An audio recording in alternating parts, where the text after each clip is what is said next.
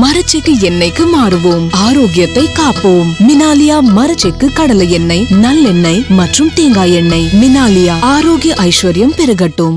செங்கோட்டைன்னு ஓரங்கட்டினாரு Edappadi Palaniswami. Reason என்ன தெரியுமா? அவர் சொன்னாரு, நம்ம கட்சி அடுத்த லெவலுக்கு வரணும் அப்படின்னா,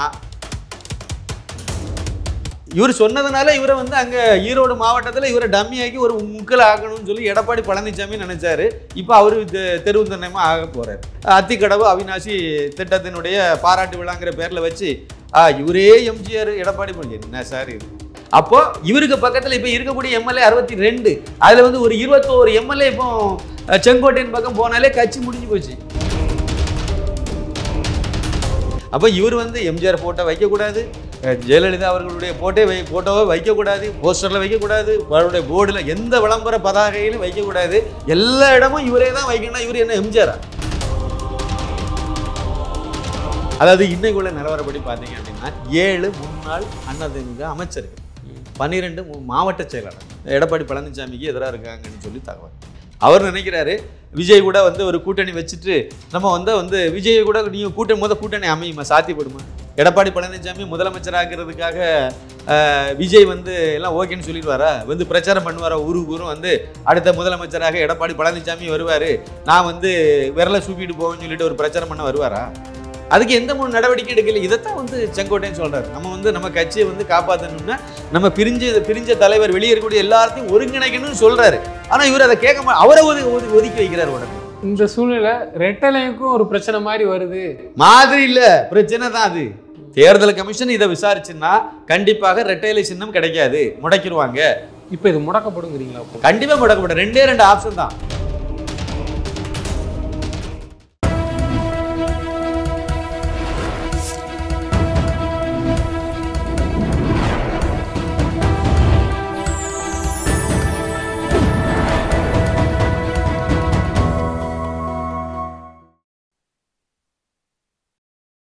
சேனல் 5 தமிழ் நேயர்களுக்கு வணக்கம். இன்றைய நேர்காணலில் நம்மோடு பேச இருப்பது எழுத்தாளரும் மூத்த பத்திரிகையாளருமான சின்னப்பா கணேசன் அவர்கள். சார் வணக்கம். சார் வணக்கம். வணக்கம் வணக்கம். சேனல் 5 நெஞ்சங்களுக்கு எனது பணிவான வணக்கம். சார், அதிமுகவில் அந்த நிலவி வரும் திரு செங்கோட்டையன், எடப்பாடி இருவருக்கும் உண்டான ஒரு கருத்து வேறுபாடா? அவர் என்னடானா பொது மேடையில் இந்த மாதிரி பேசுகிறாரு, அம்மா பேசின ஆடியோவில் காமிக்கிறாங்க. என்னதான் சார் பிரச்சனை? உட்கட்சிக்குள்ளே என்ன நடக்குது? அதாவது என்னுடைய பார்வை என்ன அப்படின்னா, திரு எடப்பாடி பழனிசாமி அவர்கள் தெருவும் திண்ணையமாக போகக்கூடிய நேரத்தை நோக்கி நெருங்கிட்டு இருக்கார். சுத்தமாக காலியாயிருவார். அவருக்கு எதிர்காலமே, அரசியல் எதிர்காலமே மோசமான எதிர்காலமாக தான் இருக்கும். அவருக்கு ஜாதகம் சரியில்லை. நீங்கள் ஒரிஜினலாக ஜாதகமே எடுத்து பார்த்தீங்கன்னா அப்படி தான் இருக்கும். அதை நோக்கி போகிறார். இதில் அந்த 10 தோல்வி. ஆமாம், 11 தோல்வி. அவர் எந்த இடத்துல வெற்றி பெற்றார் சொல்லுங்கள்? எங்கேயுமே வெற்றி பெறல. இன்னொன்று, நல்லவங்களாக இருந்தால் ஏதாவது ஒரு வகையில் உங்களை காப்பாற்றிட்டு வரோம். செய்கிறதெல்லாம் துரோகம்னா யாராவது ஒரு ஆளுக்கு நல்லது செய்தாங்கன்னு சொல்லுங்க. அவருக்கு முதலமைச்சர் நாற்காலி பதவியை கொடுத்தது யாரு? திருமதி சசிகலா. அந்த மாதிரி தானே கொடுத்தாங்க. அவங்க சார்ந்த சமுதாயம் முக்குலத்தோர். ஆனால் இவர் கவுண்டர் சமுதாயத்தை சார்ந்தவங்களாக இருந்தாலும் அவர் எடப்பாடி பழனிசாமி அந்த அம்மா நம்பி முதலமைச்சர் நாற்காலில் உட்கார வச்சாங்க. அந்த அம்மா இப்போ அதிமுக இருக்காங்களா? கட்சி விட்டு தூக்கி விட்டார். ஜெயலலிதாவுக்கு அடுத்த இடத்துல இருந்தவங்க சார். இப்போ அது ஜெயலலிதா அந்த அம்மா இருக்கும்போது அவங்களுடைய நம்பிக்கைக்கு பாத்திரமா இருந்ததே சசிகலா தான். சின்னம்மான்னு சொன்னாங்க. நீ அவரை ஜெயலலிதாவை பார்க்கணும், சின்னம்மாவை பார்த்துட்டு வான்னு சொன்னாங்க. அப்படி வந்தவர் தானே எடப்பாடி பழனிசாமி. அப்போ அங்கேயே அவர் துரோகம் பண்ணாரா இல்லையா? அந்த அம்மாவுக்கும் துரோகம் பண்ணாரு. அவர் 4 வருஷம் முதலமைச்சராக நீடிக்க முக்கியமாக உறுதுணையாக இருந்தது பன்னீர்செல்வம் அவர்கள். அவருக்கும் துரோகம் பண்ணாரு. அவர் டிடிவி தினகரனுக்கும் துரோகம் பண்ணாரு. இவங்களெல்லாம் ஒருங்கிணைஞ்சு போறது காரணம் இருந்தது பிரதமர் நரேந்திர மோடி. அவருக்கும் துரோகம் தான் பண்ணாரு. இன்னும் ஒரு முக்கியமான ஆள் அமித்ஷா அவர்கள், அவருக்கும் துரோகம் தான் பண்ணார். அப்போ யாருக்கு? தொண்டர்களுக்கும் துரோகம் தான் பண்ணார். இப்போ அதை உணர்ந்து தான் திரு செங்கோட்டையன் அவர்கள். செங்கோட்டையனை பற்றி சொல்லுக்கு முன்னாடி ஒரு விஷயத்தை நீங்கள் பார்க்கணும். 1977 தான் அதிமுகங்கிற கட்சி உதயமாச்சுது. அன்னையிலேருந்து அவர் எம்எல்ஏ இருக்கார். அது தெரியுமா? 9 வருஷமா இருக்கு. எம்எல்ஏ அதாவது எம்ஜிஆர் காலத்தில் இருந்தே அவர் எம்எல்ஏ இருக்காரு. கெட்ட பேரே இல்லாத ஒரு அமைச்சர், முன்னாள் அமைச்சர் அவர். ஜெயலலிதா அவர்கள் அவங்க முதலமைச்சராக இருந்தபோது 2 முக்கிய துறைகள் எல்லாம் கொடுத்தது இவர்கிட்ட தான். நம்பிக்கை பாத்திரமா கொடுத்ததே செங்கோட்டையன் தான். ஆனால் அமைதியான ஆள். நீங்கள் அந்த கோவிச்செட்டிப்பாளையம் பகுதியில் இல்லைன்னா ஈரோடு பகுதியில் பார்த்தீங்கன்னா அவர் தான் மக்கள் மனசில் இருக்கக்கூடியது அதிமுகன்னா செங்கோட்டையன் தான். அந்த அளவுக்கு இருக்கார். நல்ல பிள்ளையாக இருக்கார். எல்லாத்துட்டும் நல்ல பிள்ளையாக இருக்கார். யார்கிட்டையும் கெட்ட பேரே இல்லாத ஒரு மனிதர். இப்போ இருக்கக்கூடிய எல்லாருக்கும் சீனியர் அவர். நீங்கள் இது எடப்பாடி பழனிசாமி எடுத்துக்கிட்டனாலும் அவருக்கு சீனியர் அவர். இவர் சைக்கிளில் வந்து சுற்றிட்டு திரியும் போதே அவர் பெரிய ஆள் அதிமுகவில். செங்கோட்டையன் வந்து பெரிய ஆள். அதே மாதிரி வேலுமணி, தங்கமணி இவங்களுக்கெல்லாம் சீனியர் அவர். நீங்கள் அவரை போய் ஓரங்கட்டி வச்சிங்கன்னா, டம்மி பண்ணிங்கன்னா, கேசி பழனிசாமியா அவரை கொண்டு போய் நீங்கள் முன்னிலைப்படுத்திட்டு இவர் அப்படியே ஓரங்கட்டி என்னத்துக்கு ஓரங்கட்டினார் தெரியுங்களா? செங்கோட்டையனை ஓரங்கட்டினார் எடப்பாடி பழனிசாமி. ரீசன் என்ன தெரியுங்களா? அவர் வந்து சொன்னார், நம்ம கட்சி அடுத்த லெவலுக்கு வரணும் அப்படின்னா, உயிரோட்டமாக இருக்கணும் அப்படின்னா, தப்பிக்கணும் அப்படின்னா எல்லாத்தையும் ஒருங்கிணைக்கணும்னு சொன்னார். சரிதான். அந்த ஒருங்கிணைப்பு வந்து திரு சசிகலா அவங்களே எல்லாத்தையும் பாஜக சொல்றாங்களா? எல்லாத்தையும், அதாவது அதிமுகவை ஒருங்கிணைக்கணும். வெளியே போன எல்லாத்தையும் கூப்பிட்டு எல்லாத்தையும் பேச்சுவார்த்தை நடத்தி எல்லாத்தையும் கட்சி சேர்ப்போம்னு சொன்னார். நல்ல ஐடியா தான். கட்சி நலனுக்காக அவர் சொல்றாரு. ஒரு மூத்த ஒரு நிர்வாகி சொல்றாரு, எம்ஜிஆர் காலத்து நிர்வாகி அவர். அப்போ கரெக்டாக உங்களுக்கு சரியான பாதையை தானே அவர் சொல்றாரு. இதை வந்து நீங்க பரிசீலனை பண்றதுல உங்களுக்கு என்ன பிரச்சனை? அவர் மட்டுமே சொல்லலை. கோகுல இந்திரா முன்னாள் அமைச்சரும் இந்த கருத்தை தான் சொல்றாங்க. இது மாதிரி பலரும் இந்த கருத்தை சொல்றாங்க. உங்க கூட இருக்கவங்க தான் சொல்றாங்க. அப்போ உங்க கூட இருக்கவங்க உங்களுக்கு துரோகம் பண்றதுக்காக சொல்லுவாங்க. இந்த குறைந்தபட்சம் ஒதுக்கி வைக்கிறாங்க. இவர் சொன்னதுனால இவரை வந்து அங்க ஈரோடு மாவட்டத்தில் இவரை டம்மியாக்கி ஒரு முக்கில் ஆகணும்னு சொல்லி எடப்பாடி பழனிசாமி நினைச்சாரு. இப்போ அவரு தெருவுந்தனமா ஆக போறாரு. இதுதான் ஆரம்பம். எனக்கு தெரிஞ்ச ஆரம்பம் இதுதான் ஆரம்ப புள்ளி. பிள்ளையார் சொல்லி இங்க இருந்து ஆரம்பிச்சது. அவர் பார்த்தாரு, பொறுமையா இருந்து பார்த்தாரு. கரெக்டாக அந்த சந்தர்ப்பம் அமைஞ்சுது. அத்திக்கடவு அவிநாசி திட்டத்தினுடைய பாராட்டு விழாங்கிற பேரில் வச்சு இவரே எம்ஜிஆர் எடப்பாடி என்ன சார் இது? எடப்பாடி பழனிசாமியை யார் சார் ஏற்றுக்குவாங்க? ஜெயலலிதா, எம்ஜிஆர் இவங்கெல்லாம் இல்லைன்னா இவரை ஏற்றுக்குவாங்களா யாராவது? அந்த கட்சியை பொறுத்த வரைக்கும் நான் பேசுகிறேன். அப்போ இவர் வந்து எம்ஜிஆர் ஃபோட்டோ வைக்கக்கூடாது, ஜெயலலிதா அவர்களுடைய ஃபோட்டோவை வைக்கக்கூடாது, போஸ்டரில் வைக்கக்கூடாது, அவருடைய போர்டில் எந்த விளம்பர பதாகையிலும் வைக்கக்கூடாது, எல்லா இடமும் இவரே தான் வைக்கணும். இவர் என்ன எம்ஜிஆரா? நீங்கள் ஒரு இடத்துல வந்து அண்ணாமலையை கொண்டு விடுங்க. இன்னைக்கு வந்தவர் தானே எடப்பாடி பழனிசாமியை பொறுத்த வரைக்கும். அண்ணாமலை ஒரு சாதாரண ஒரு சிறுவன் அப்படி எடுத்துக்கலாம். அரசியலில் ஒரு சின்ன ஆளு தானே, சாதாரண ஆளு தானே, புதுசு தானே, ரொம்ப ரொம்ப ரொம்ப சின்ன ஒரு 2 வருஷம் என்ன அதிகபட்சமாக 4 வருஷம் அவருக்கு அனுபவம், அவ்வளோதானே. இவருக்குள்ள 40 வருஷம் அனுபவம் இருக்குல்ல. 2 பேர்த்தையும் மக்கள்கிட்ட விடுங்க. யாரை வந்து மக்கள் ஆதரிப்பாங்க? எடப்பாடி பழனிசாமிக்காக யாராவது ஒருத்தங்க பொதுமக்கள்ங்கிற இடத்துல இருக்கவங்க அவங்கள ஆதரிப்பாங்களா? அந்த இடத்துல அண்ணாமலை எவ்வளவோ உயரத்துக்கு போயிட்டார்ல. அப்பவே நீங்கள் உங்களுடைய மக்கள் கரிஸ்மேட்டிக் லீடராக வந்து அண்ணாமலை இருக்காருங்கிறத புரிஞ்சுக்கணும்ல. நீங்கள் அந்த இடத்துல நீங்கள் இல்லைங்கிறதையும் புரிஞ்சுக்கலாம். நீங்கள் ஒன்றும் ஜெயலலிதாவும் கிடையாது, நீங்கள் ஒன்றும் எம்ஜிஆரும் கிடையாது.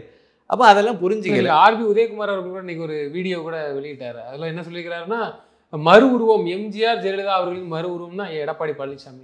இவரை மாதிரி எடப்பாடியை காலி பண்ணுறதுக்கு வேற ஆளே வேண்டாம். ஆர்பி உதயகுமார் ஒரு ஆளுமே போதும். ஏதோ செல்லூர் ராஜு பேசாமல் இருக்காரு, அவரும் பேசுவார் என்ன இதை மாதிரி. அதாவது இன்னைக்குள்ள நிலவரப்படி பார்த்தீங்க அப்படின்னா 7 முன்னாள் அதிமுக அமைச்சர்கள், 12 மாவட்ட செயலாளர்கள் எடப்பாடி பழனிசாமிக்கு எதிராக இருக்காங்கன்னு சொல்லி தகவல்.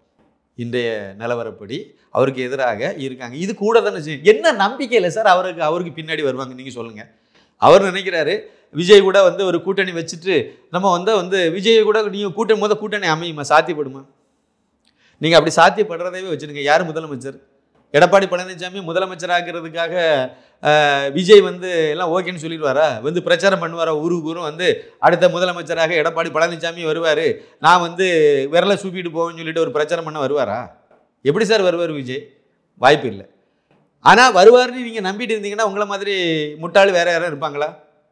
கிடையாது. இப்படி நாங்கள் போகிறோம், இப்படி வந்துடும் சொல்லி நீங்கள் எப்படி வேணால் போங்க. நம்ம பல தடவை நம்ம சேனல் மூலமாகவே சொன்ன ஒரே பாயிண்ட் இதுதான். நீங்கள் அதிமுகங்கிற அந்த கட்சியை வலுப்படுத்துங்க. வலுப்படுத்தாக எப்படி நீங்கள் பண்ண முடியும்? அப்படின்னா வலுப்படுத்தினா என்ன பண்ணணும்? நீங்கள் ஒரு பெரிய கரிஸ்மேட்டிக் லீடர்லாம் ஒன்று நீங்கள் கிடையாது. உங்கள் கட்சியிலும் இப்போ யாரும் இல்லை. இனிமேல் தான் யாராவது உருவாக்கி வரணும். வந்தால் அதுக்கு வாய்ப்பு இருக்கா இல்லைன்னு எனக்கு தெரியாது. ஆனால் இப்போதைய நிலவரப்படி நீங்கள் எல்லாரும் ஒருங்கிணைஞ்சிட்டீங்கன்னா இருக்கக்கூடியவங்களையாவது நீங்கள் பிரிஞ்சு போகாமல் காப்பாற்றலாம்ல. அதுக்கு எந்த ஒரு நடவடிக்கை எடுக்கல. இதைத்தான் வந்து செங்கோட்டையன் சொல்கிறார். நம்ம கட்சியை வந்து காப்பாற்றணும்னா நம்ம பிரிஞ்ச தலைவர் வெளியே இருக்கக்கூடிய எல்லாத்தையும் ஒருங்கிணைக்கணும்னு சொல்கிறாரு. ஆனால் இவர் அதை கேட்க அவரை ஒதுக்கி வைக்கிறார். உடனே அவரை ஒதுக்கி வைக்கிறாரு. அவரு தான் நீங்கள் சொன்ன வீடியோ அவரை அதெல்லாம் கணிச்சார். செல்வி ஜெயலலிதா அவர்கள் அம்மா வந்து என்ன வந்து எப்படி எந்த இடத்துல வச்சுருந்தாங்க, செங்கோட்டையன்ட்ட ஒரு வேலையை நான் கொடுத்தா அந்த வேலையை முழுக்க முடிச்சிருவார். அவரே செங்கோட்டையனே சொல்கிறார்ல, அம்மா பார்வை எப்படிங்கிறத புரிஞ்சுக்கிட்டு வேலை செய்த ஆள். அப்போ அந்த சமயத்திலே அப்படி இருந்த ஆளுன்னு சொல்கிறாரு. எடப்பாடி பழனிசாமி சொல்லுங்க சார். 2 தடவை 3 தடவை வந்து முதலமைச்சர் இதில் வந்து அவங்க இருக்க முடியாத சூழ்நிலை வந்துச்சு. அந்த சமயங்கள்லாம் யாரை முதலமைச்சராக வச்சாங்க? எடப்பாடி பழனிசாமி ஒரு தடவையாவது வச்சாங்களா? ஓ பன்னீர்செல்வத்தை தான் வச்சாங்க. இப்போ ஜெயலலிதாவுக்கு நம்பிக்கைக்கு பாத்திரமான ஆளாக இருந்தது பன்னீர்செல்வங்கிறனால தான் அவரை கொண்டு அந்த மனிதரை கொண்டு போய் முதலமைச்சரை வச்சாங்க.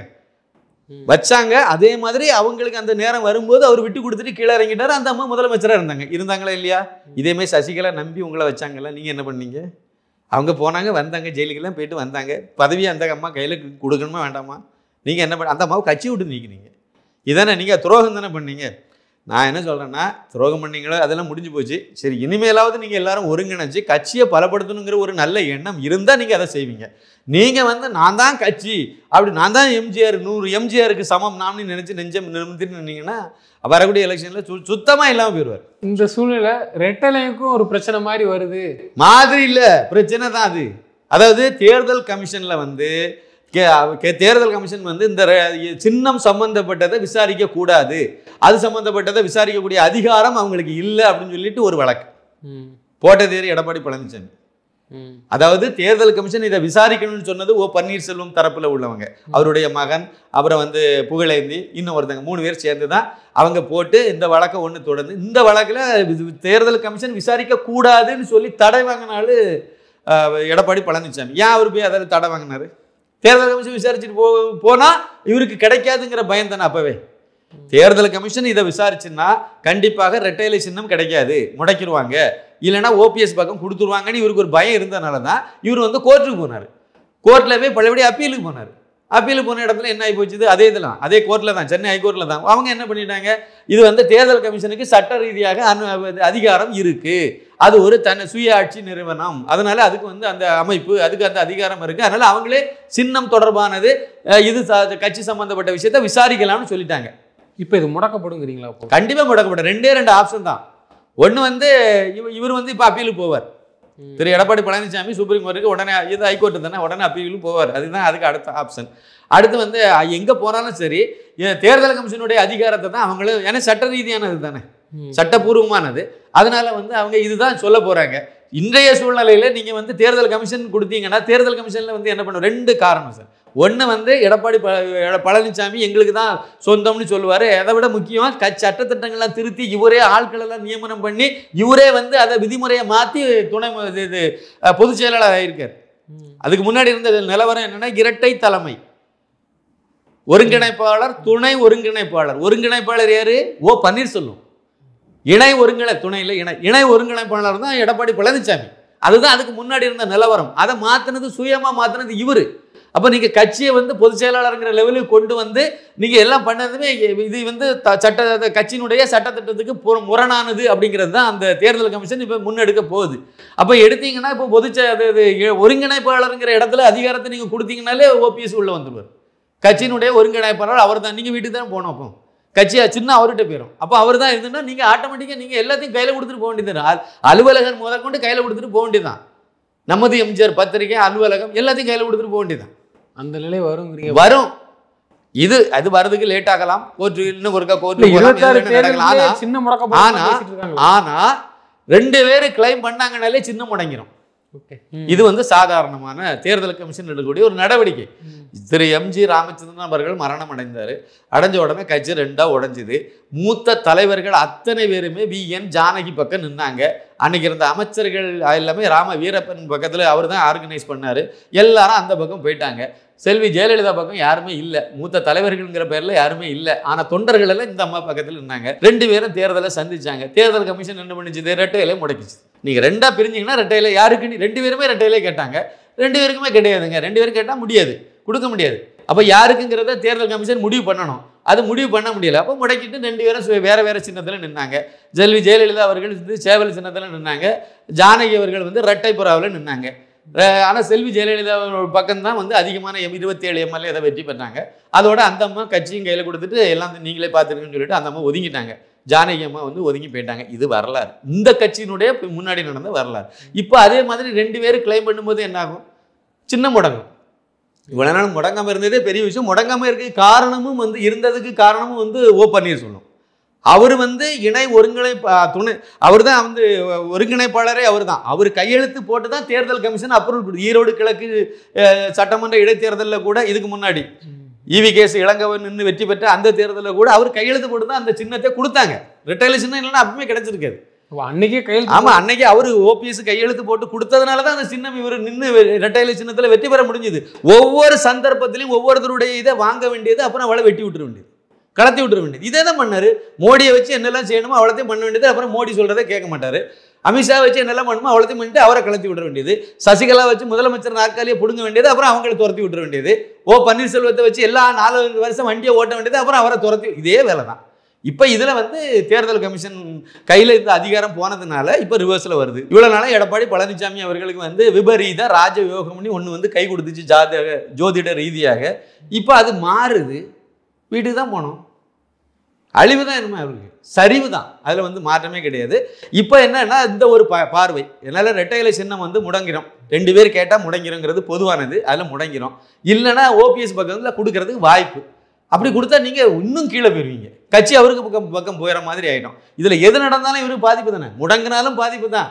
ரெட்டை இலை சின்னம் மட்டும் இல்லைனாலும் எடப்பாடி அதோட அவுட்டு, முடிஞ்சு போச்சு. 10% கூட ஓட்டு வாங்க முடியாது. அவங்க கீழே போயிடுவார். ஏன்னா அந்த பக்கம் வலுவாயிரும். தினகரன், அப்புறம் சசிகலா, அந்த அம்மா, பன்னீர்செல்வம், இனிமேல் இங்கேருந்து நிறைய பேர் செங்கோட்டையன் கொடி பிடிக்க ஆரம்பிக்கிறாரு. இவர் என்ன பண்ணுவார்னு நினைக்கிறீங்க? இவர் என்ன ஒரு பழுத்த அரசியல்வாதி, மூத்த, இன்னும் சீனியர் இவங்களுக்கெல்லாம். அப்போ அவர் விவரம் தெரியாமல்லாம் ஒன்றும் முடிவெடுக்க மாட்டார். இவ்வளவு நாள் அமர யோசித்து தான் அவர் இந்த முடிவை எடுக்கிறார். ரெட்டலை முடக்கும் போதே அதெல்லாம் அனுபவப்பட்டவர். அப்போ ஆமாம், அந்த காலத்துல இருந்தே பார்த்துட்டு வராரு. அப்போ அவர் என்ன பண்ணுவார்? நல்லா யோசித்து பாருங்க. நல்லா யோசித்து அடுத்த ஸ்டெப்பு, அதுக்கு அடுத்த ஸ்டெப்பு என்ன நடக்குங்களா யோசிச்சு. திமுக கூட போய் கூட்டணி வைப்பாரா? சரி, அவர் தனியாக மட்டும் வெளியே போவாரா? அப்போ எல்லாரும் உள்ள வருவாங்கல்ல.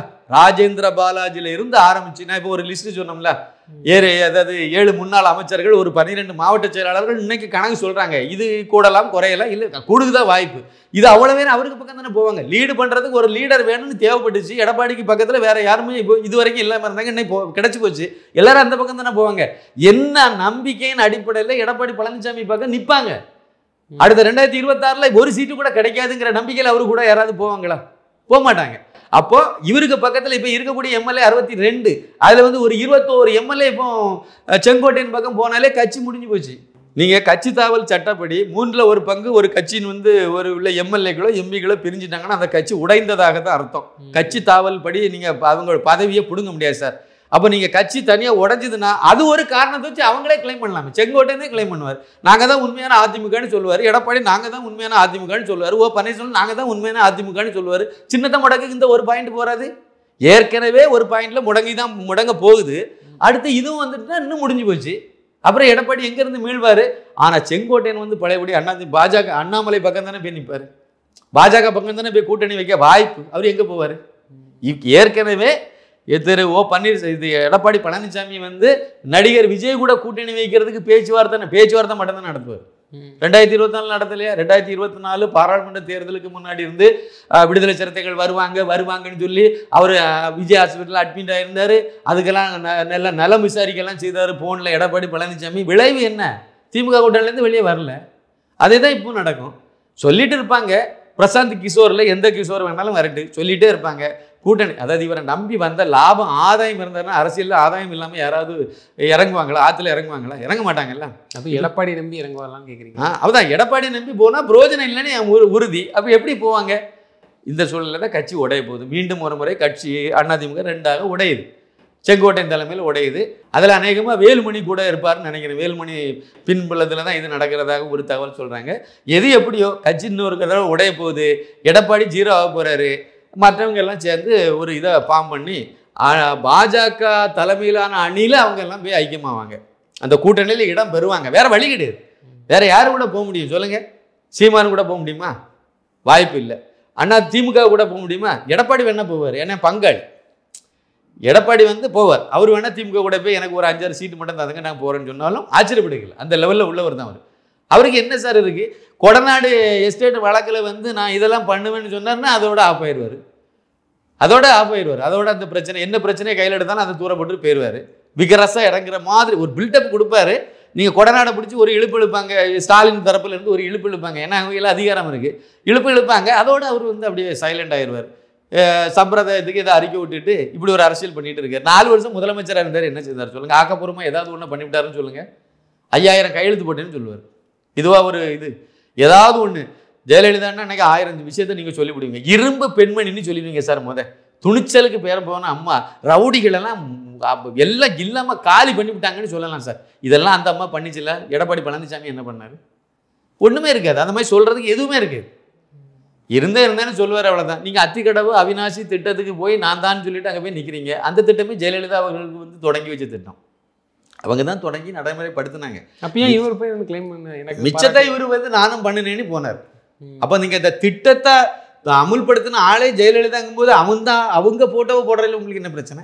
அதுதான் இல்லை உள்ள விஷயம். அதனால் இவருக்கு வந்து நான் தான் எம்ஜிஆர் நினச்சிட்டேன் சொன்ன மாதிரி நான் தான் மறு உருவம் தானே, அதனால தான் போடலையே. மறு உருவம் இல்லை, எம்ஜிஆர் அவர்களும் அம்மா அவர்களும் மறு உருவம் தான் ஆர்பி உதயகுமார் சொல்ல, அதனால தான் போடாமல் கூட இருந்திருக்கலாம். நம்ம ஆர்பி இப்படி இந்த மாதிரி கூட இருக்க இவங்க அது ஒன்று, இந்த இவர் ஜெயக்குமார் ஒன்று, இவங்க 2 பேருமே போதும். அவருக்கு நல்ல இது கட்டி வெட்டி போடுவாங்க, சவக்குழியை தோண்டியே போடுவாங்க. இவங்க க்ளீனாக பண்ணிட்டு இருக்காங்க. அவருடைய இதெல்லாம் கரெக்டாக பாருங்கள்.